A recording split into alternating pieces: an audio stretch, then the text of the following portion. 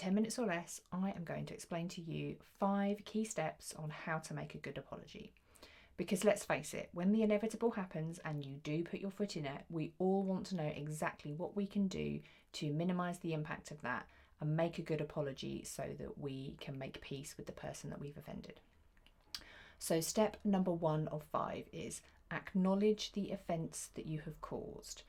This can often be the simplest and most overlooked step, because when someone tells us that we have done something wrong or we have caused offence, it can be quite easy to start thinking, oh my gosh, and think about ourselves. But actually we need to think about the other person. So acknowledge that you hear them, acknowledge that you have caused offence and you understand what they're saying. So step number 1, acknowledge the offence that you have caused.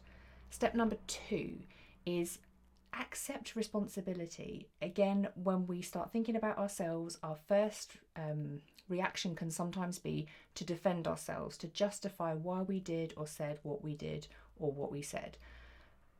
Try not to do that where possible. Centre the other person's feeling and accept responsibility for the fact that you did do something that caused them offence. You may not have intended it, but that was the impact. So we've got to take responsibility for that.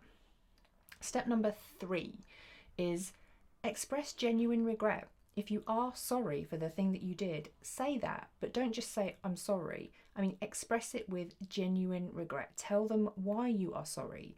And this brings us on to step number 4, which is offering reparations, which is asking, what can you do to put it right? So we're expressing genuine regret and we're asking how we can fix it. And we're leaving it up to that person to tell us, or people, what it is that they would like us to do to make it better. And then finally, step number 5, learn and move on. It can often be easy to keep replaying the moment in our mind and reliving all of the things that we've done wrong or the thing that we said and the fact we can't believe we said it.